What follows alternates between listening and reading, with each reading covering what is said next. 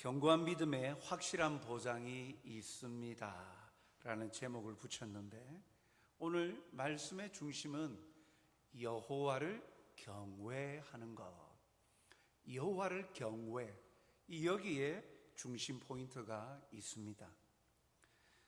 오늘 먼저 살펴볼 것은 여호와를 경외한다는 것이 뭘까? 여호와를 경외하는 자는 누구를, 어떤 사람을 말할까? 함께 보고자 합니다. 첫째는 이 두려움과 존경심으로 하나님을 사랑하는 사람, 두려움과 존경심으로, 그것이 여호와를 경외하는 것입니다. 오늘 본문에도 26절 상반절에 보니까 여호와를 경외하는 자에게는 이라고 지칭하죠. 신앙생활을 하면서 하나님을 경외하다, 이 경외라는 단어에 분명히 우리가 인식을 하고 있어야 됩니다. 어떤 의미인지, 그래서 이것을 통해서 우리가 무엇을 깨닫게 되는지 정립이 안 되어지면 참으로 신앙생활에 있어서 첫 출발부터가 어긋나게 되어지죠. 왜 그렇습니까? 여기에 여호와를 경외한다라는 것은 먼저 하나님의 존재를 깨달아야만, 인식을 하고 깨달아야만 나타나는 삶의 모습입니다.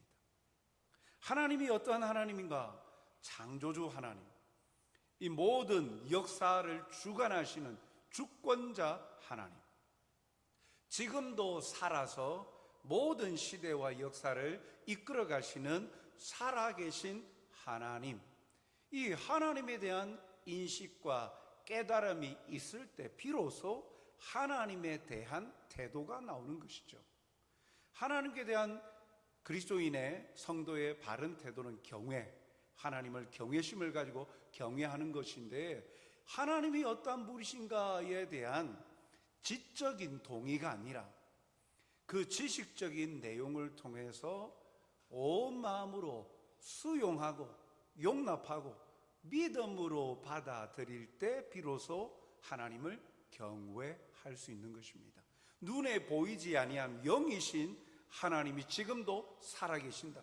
살아계신 그 하나님께서 이 온 우주 만물의 주인이 되신다. 그리고 지금도 주권자로 역사하신다. 내 인생뿐만 아니라 세상의 모든 역사, 나는 이해되어지지 아니하는 영역까지, 그러나 하나님의 섭리하심으로 이 모든 것을 이끌어 가신다라는 그 사실에 대한 인식과 하나님 존재에 대한 믿음으로 받아들일 때 비로소 경외심이 나오는 거죠.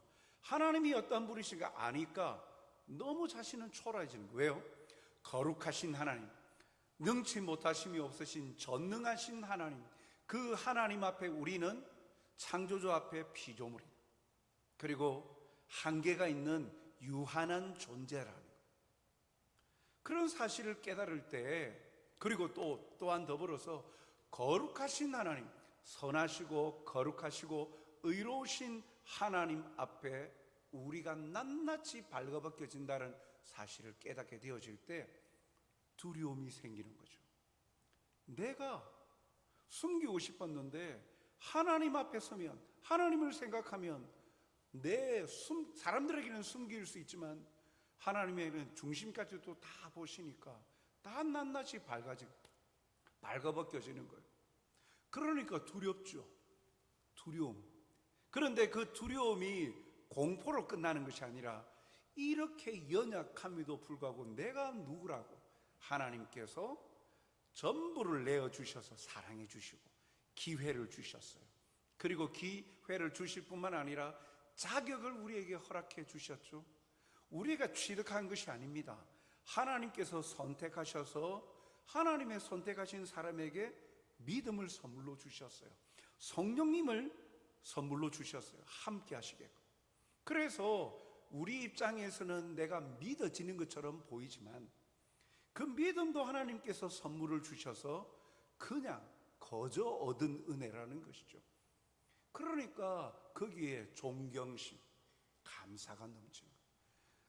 낱낱이 발가벗겨지는 거룩하신 하나님 앞에 두려움이 있지만, 그러나 이러한 나도 사랑하셔서 내가 뭐라고 품어주셔서 내 자녀야, 내 백성이야, 내 사랑이야. 그리고 내 모든 것을 너와 함께 나누고 싶다.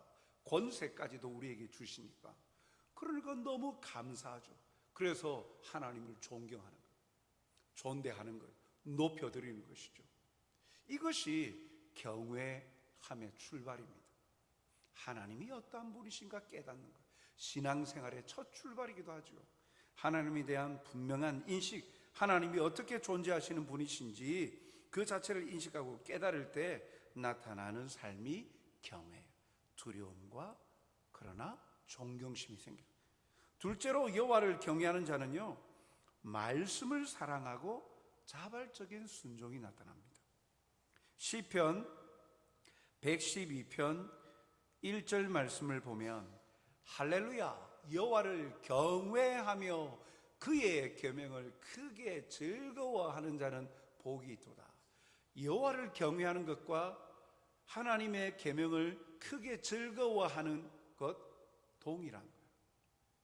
동일한 표현이에요. 즉 여호와를 경외하는 자는 그 삶으로 보여지는 것이 있는데, 말씀을, 하나님의 말씀을 크게 즐거워한다라는 겁니다. 즉 하나님의 말씀을 사랑하고 지킨다라는 말이죠. 크게 즐거워한다라는 것이 여기에 억지적인 수동적인 개념이 없어요. 능동적이고 자발적인 개념이에요. 크게 즐거워한다. 말씀을 사랑하니까 그 말씀 속에 담겨져 있는 놀라운 사랑과 은혜, 주님의 마음을 깨닫게 되어지니까 거부할 수 없는 그 은혜에 감사하고, 그래서 다른 기쁨으로도 채워질 수 없는 놀라운 기쁨을 경험하는 거예요. 그래서 항상 그 기쁨의 자리를 나아가고자 하는 거예요. 그래서 말씀, 계명을 찾으려고 하고, 만나려고 하고, 들으려고 하고, 그리고 말씀과 친밀해지는 자리로 나가는 자, 그게 그의 계명을 크게 즐거워하는 자, 바로 하나님을 경외하는 자가 그렇다는 거예요. 하나님을 경외합니다. 하나님을 사랑하고 두려움과 존경심을 가지고 사랑하고 섬깁니다 말하면서 하나님의 계명하고는, 말씀은 전혀 상관없이 살아가는 인생이 하나님을 경외하는 자 될 수가 없죠. 하나님의 존재와 하나님을 제대로 안다면 하나님의 말씀을 가까이 하고 싶고 그 말씀의 기쁨을 발견하게 되어집니다.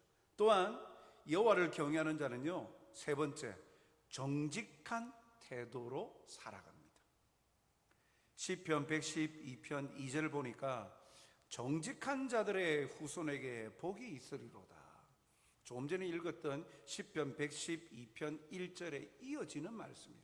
시편 112편 1절에 여호와를 경외하며 그의 계명을 크게 즐거워하는 자라고 했죠. 곧 이어서 정직한 자들, 여호와를 경외하는 자는 정직한 자로 살아간다라는 거예요. 정직하다는 것은 도덕적으로 옳고 고든 것이지만, 이는 하나님과의 관계 속에서 속임이 없고 정직하고 의롭게 행동한다는 거예요. 하나님과의 관계 속에서 거짓 없이 정직하게 있는 모습 그대로, 그래서 지은 죄 드러날 때 회개하고 간구하고 용서를 구하고 죄 사함을 받고 감사하고, 그래서 영광을 돌려드리고, 그래서 있는 모습 그대로 솔직하게 하나님 앞에 꾸밈 없이 살아가는, 하나님 앞에 꾸밈 없이 살아가니까 사람들과의 관계 속에서도 정직함의 모습으로 나타나는 거예요. 이것이 하나님을 경외하는 자의 또 다른 태도의 모습이에요. 이와 같이 여호와를 경외하는 것은 존경심을 가지고 정직함으로 말씀을 사랑한 자발적인 순종으로 하나님을 섬기는 것입니다. 그러면 여호와를 경외하는 자에게는요, 어떠한 하나님의 은혜가 주어질까? 보상이 있어요. 여호와를 경외하는 자에게 확실한 보상을 오늘 본문은 약속하고 있습니다.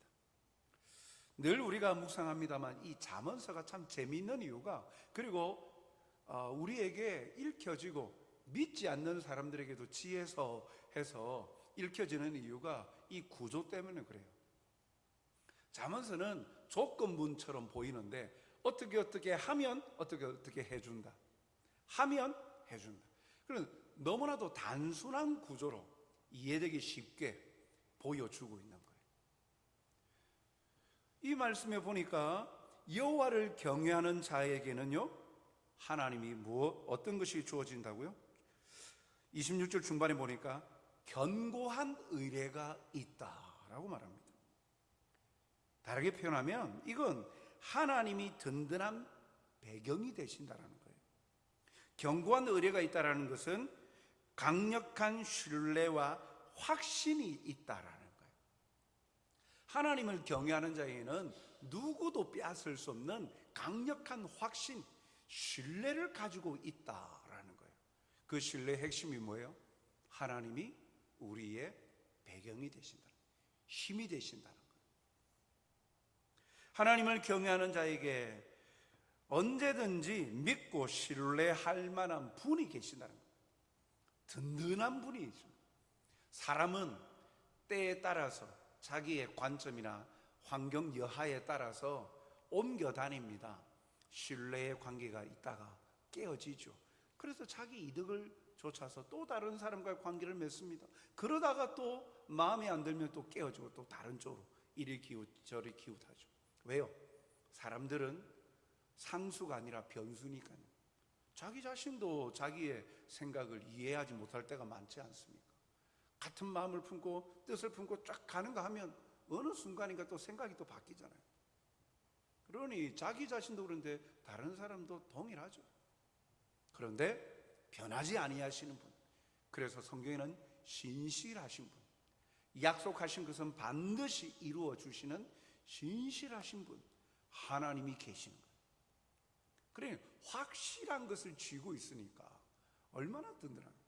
그래서 여호와를 경외하는 자에게는 견고한 의뢰가 있다라고 말씀하고 있는 거예요. 또한 여호와를 경외하는 자에게는요, 가장 좋은 길을 가르쳐 주십니다. 시편 25편 12절로 13절 상반절을 보면 여호와를 경외하는 자 누구냐? 그가 택할 길을 그에게 가르치시리로다. 그의 영혼은 평안히 살고. 여호와를 경외하는 자가 누구냐? 여호와를 경외하는 자에게는 그가 택할 길을 가르쳐 주신다. 우리가 인생을 살면서 늘 선택의 순간 아닙니까? 선택의 순간이 아닌 게 어디 있습니까? 선택의 폭이 없이 그냥 그대로 주어지는 게 있습니까? 때로는 선택해야 되잖아요. 우리에게 익숙한 것을 선택하기도 하고, 어떤 사람은 익숙하지 않고 새로운 것을 도전하는 사람도 있고요. 그리고 어떤 사람에게는 그것을 선택할 수 없는 상황에 놓이기도 하고, 다양함들이 있습니다. 그러나 인생은 끊임없이 오늘 뭘 해야 되지? 뭘 먼저 해야 될까? 이것을 해야 될까? 저것을 해야 될까? 이쪽으로 가야 될까? 저쪽으로 가야 될까? 언제 해야 될까? 이런 여러 가지 선택의 기로에 놓여 있는데, 여호와를 경외하는 자에게는 하나님께서 지혜를 주셔서 그가 택할 길을 가르쳐 주신다는 거예요. 하나님과 함께 하는 시간이 있으니까 늘 하나님의 뜻을 구하고 하나님과 친밀한 관계에 있으니까 하나님께서 보여주시고 가르쳐 주시는데, 조금 전에 보았던 시편 25편 13절 상반절에 그의 영혼은 평안히 산다. 영혼이 평안히 산다는 거예요. 하나님께서 그 택할 길을 가르쳐 주십니다. 그 기대고 믿는 구석이 있으니까 그의 영혼은 평안한 거예요. 확실한 믿음의 대상이 있고 흔들리지 않는 믿음의 대상에 기댈 때 얼마나 마음이 평안합니까? 알아서 다 해주는데요. 문제가 생겨도 문제를 해결해 주는데요. 그러니까 문제가 생기는 상황이 발생해도 염려가 없는 거예요. 기댈 때가 있으니까. 그런데 내가 모든 것을 다 해야 된다. 내가 모든 것을 다 하고 책임져야 된다. 이게 사람을 괴롭고 힘들게 하는 것 아닙니까? 그 책임감. 내가 잘못 선택함으로 인하여서 나뿐만 아니라 나에게 속한 가족들은 어떻게 될까? 우리 디모데 회원들은 이런 걱정을 하는지 모르겠습니다만 끊임없이 가장으로서 여러분들 배불리 살자고 여러분들이 밤낮으로 일하는 거 아니지 않습니까? 그래도 내 가족들 힘들 때 그래도 가족들 떠올리면서 또 다시 힘을 내고 일을 하면서 아우 저 짐짝들 좀 빨리 해결됐으면 좋겠다, 다 떠났으면 좋겠다, 이런 마음으로 일을 하는 디모데 회원들이 있습니까? 없잖아요. 때로는 부담이 되죠. 그러나 사랑의 힘으로 책임감이 듭니다. 왜요? 내가 앞장서서 하니까. 그런데 여러분 앞에 누가 모든 거 다 책임져주고 그 다음에 이끌어주고 그럼 난 따라가기만 하면 얼마나 평안해. 그게 오늘 그의 영혼은 평안히 살고, 여호와를 경외하는 자에게는 견고한 의뢰가 있고 그 다음에 가장 좋은 길을 가르쳐 주니까, 그러니까 영혼은 평안히 사는 거예요. 그리고 셋째로 친밀하심이 있어요. 잠언서 3장 6절에 보니까 너는 범사의 그를 인정하라, 그리하면 내 길을 지도하시리라. 범사의 모든 영역에 하나님의 주인 되신 것, 주권을 인정하면, 그러면 주인 되신 분이 책임을 져주시는 거예요. 그분께 맡겨드리면 이끄시는 대로 따라가면 나중에 엉뚱한 길로 가도 결국은 그분이 책임지실 거니까 좀 더디 가더라도 염려가 안 되는 거예요. 결국에는 목적지에 도달한다는 거예요. 그리고 성경 전면에 약속하고 있는 말씀과 같이 우리를 영생의 길로, 평안의 길로, 생명의 길로, 의의 길로 인도해 주신다고 약속하셨다. 결말을 아니까 평안한 거죠. 시편 25편 14절에 보면 여호와의 친밀하심이 그를 경외하는 자들에게 있으며 그의 언약을 그들에게 보이시리라. 여호와를 경외하는 자에게는요 하나님의 친밀하심이 있다. 너무나도 단순한 이야기인데 풀어놓은 거예요. 하나님을 경외하는 자가, 하나님을 사랑하고 섬기는 자가 하나님을 멀리 하려고 하겠습니까? 말씀의 맛을 보는데, 믿는 구석인데 도망가겠어요? 품에 안기죠. 기대죠. 자꾸 도와달라고, 힘들다고, 아프다고, 새롭게 해달라고, 회복시켜달라고 자꾸 기대죠. 친밀할 수밖에 없는 건 너무나도 당연한 거예요. 그런데 어느 순간인가 신앙생활하면서 하나님과 친밀함이 거부감이 든 게 뭘까? 하나님이 기뻐하시는 것을 행하기보다는 하나님이 싫어하신대, 그걸 알면서도 내가 원하고 내가 하고 싶어 하는 것, 하고 싶어질 때 멀어지는 것. 하나님과 가까이 하기보다는 멀어지는 것. 참견하지 마세요. 내가 하고 싶어요. 이렇게 되는 것이죠. 그러나 여호와를 경외하는 자에게는 이런 하나님의 친밀하심이 있다는 거예요. 그리고 마지막으로 이 여호와를 경외하는 자에게는 어떠한 확실한 보상이 있나요? 자녀들에게 피난처가 된다라고 말씀합니다. 26절 하반절을 보니까 그 자녀들에게 피난처가 있으리라. 자녀들이 잘 된다라는 거예요. 대를 이어서 축복과 은혜를 누리는 가문이 된다라는 거예요. 놀랍지 않습니까? 내가 하나님을 경외하고 섬겼을 뿐인데 나로 인하여서 우리의 가정과 우리의 후손들이 피난처가 있다. 강력한 하나님의 위로가 있다는 거예요. 안전을 보장해 주는 거예요. 이를 시편 25편에는 이렇게 밝히고 있습니다. 여호와를 경외하는 자 그의 자손은 땅을 상속하리로다. 땅을 상속받는다는 건 정착지가 있다라는 거예요. 삶의 터전이 주어진다는 거예요. 땅을 상속받지 못하면 방랑객이 되지 않습니까? 정착을 못하는 거예요. 안정적인 삶을 살지 못해요. 그런데 여호와를 경외하는 자의 보상은요, 자녀들이 땅을 상속받는다, 안정적으로 삶을 살아갈 터전을 약속해 주시고 보전해 주시고 누려 주신다는 거예요. 시편 112편에서는 2절에 이렇게 다시 한 번 더 밝힙니다. 그의 후손이 땅에서 강성하며 정직한 자들의 후손에게 복이 있으리라. 그의 후손이 땅에, 그의 후손, 앞서 우리가 봤죠? 시편 112편 1절, 그가 누구라고요? 여호와를 경외하는 자, 그의 계명을 크게 즐거워하는 자, 정직한 자, 하나님을 경외하는 자죠. 하나님을 경외하는 자의 후손이 땅에서 강성하다. 강성함은 땅에서 빼어나고 선한 영향력을 끼치는 그런 삶을 살게 될 것이다라는 의미입니다. 여러분, 이것만 해결되면 성공적인 삶을 살지 않았습니까? 여러분들이 지금 직장 생활하면서 가족들을 위해서 고군분투하면서 잠도 줄여가기도 하고 여러 가지 또 힘든 체력의 한계를 느끼면서도 또 그 직장의 터전에 가서 해야 되는 게 이 가족들과 함께 누리는 그 책임감과 행복인데, 그런데 여기 보니까 자녀들이 잘 된다는 거예요. 여러분, 여러분들의 자녀가 잘 되고 싶지, 어떤 부모가 너는 모르겠다, 나는 내 사는 대로 나는 살아야 할 테니까 넌 알아서 해, 이런 부모가 어디 있습니까? 그런데 오늘 말씀해 보니까 우리 후손들이 그렇게 되어집니다. 희강이 희건이 잘 된대요. 시온이가 땅에서 선한 영향을 끼치고 행한대요.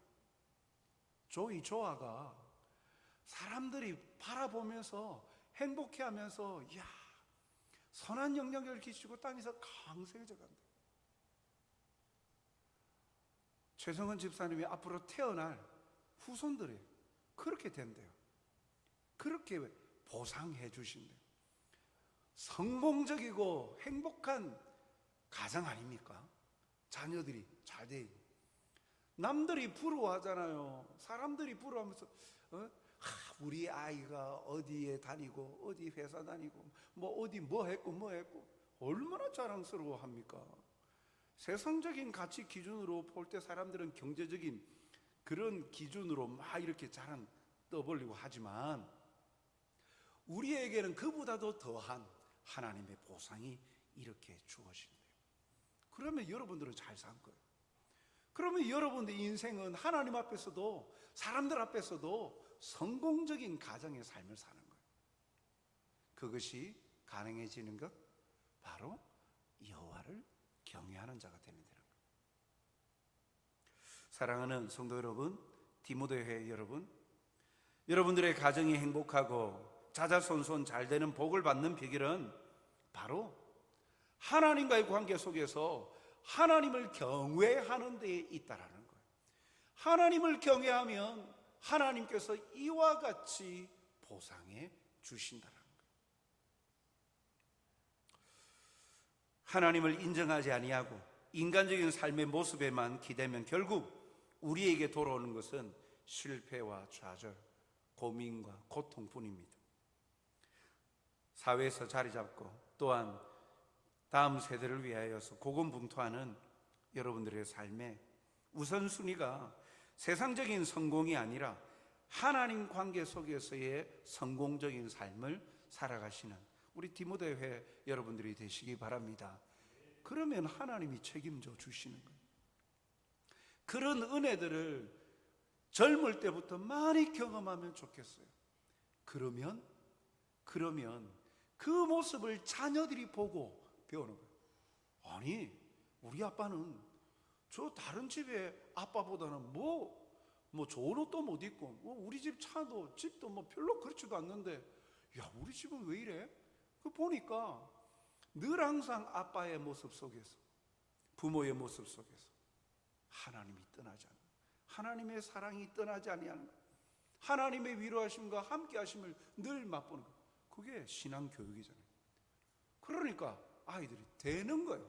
그리고 부모가 당당히, 아빠가 당당히 힘들지. 그런데 손에 잡히지도 않지. 그런데 아빠도 그래. 그런데 손에 잡히지 않는데 되더라. 하나님께서 되게 하시더라. 참 그 순간 힘들고 괴로웠는데 지나고 이 자리에까지 이끄신 이가 하나님이시더라. 하나님이 우리를 살려주셔서 하나님이 함께 하시니까 얼마나 우리는 행복한 인생인 줄 몰라. 아들, 딸, 너희들도 이걸 경험하면 좋을 것 같아. 함께 누렸으면 좋을 것 같아. 이게 삶의 가정 속에서 하나님이 함께 하시고 하나님을 경외하는 부모 세대의 기쁨과 즐거움, 감격적인 생생한 그 신앙의 삶의 나눔이, 좋게 말하면 나눔이고, 자랑을 하면, 아이들에게 자랑을 하면 아이들도 배우고 자라는 거예요. 그러면 오늘 약속의 말씀이 더욱더 풍성하게 여러분들의 가정을 통해 나타날 것입니다. 사랑하는 성도 여러분, 오늘 우리 모든 가정이 오늘 이렇게 하나님을 경외하는 자로서 하나님 앞에 반드시 꼿꼿하게 하나님 앞에 진실하게 서갈 때 베푸시고 도우시는 하나님의 확실한 보상과 보장을 맛보며 누리는 행복자들이 다 되시길 주님의 이름으로 축복합니다. 사랑과 자비가 풍성하신 아버지 하나님, 오늘도 우리를 향하신 아버지의 뜻과 마음을 깨닫게 하여 주시니 감사드립니다. 알지만 그러나 이 암 속에서 우리의 것으로 열매로 맺어지기까지 실천하지 못했던 우리의 연약한 모습 주여 고백하오니 용서하여 주시옵소서. 끊임없이 아버지 하나님은 말씀해 주시고 약속해 주시는데 믿음으로 순종하고 반응하여 그 약속되어진 모든 것을 맛보고 누리는 행복자들이 되게 도와주시옵소서. 특별히 디모데의 회원들을 위하여 기도하고 간구하오니 이들의 삶의 터전, 오늘도 버거워하며 힘들어하며 고군분투하고 살아가는 이 삶의 터전 속에서 하나님, 의심이 들 때도 참 많지만 확신을 가지고 하나님을 신뢰하고 의지함으로 맡겨드림으로 이들의 갈 길을, 택할 길을 가르쳐 주시고 지도해 주시어서 후회함이 없는 인생을 살고 이들의 가정이 행복해 되어지는 은혜의 역사가 나타나게 하여 주시옵소서.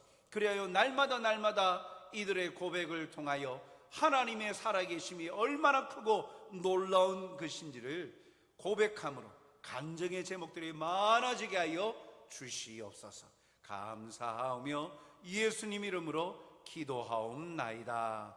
아멘.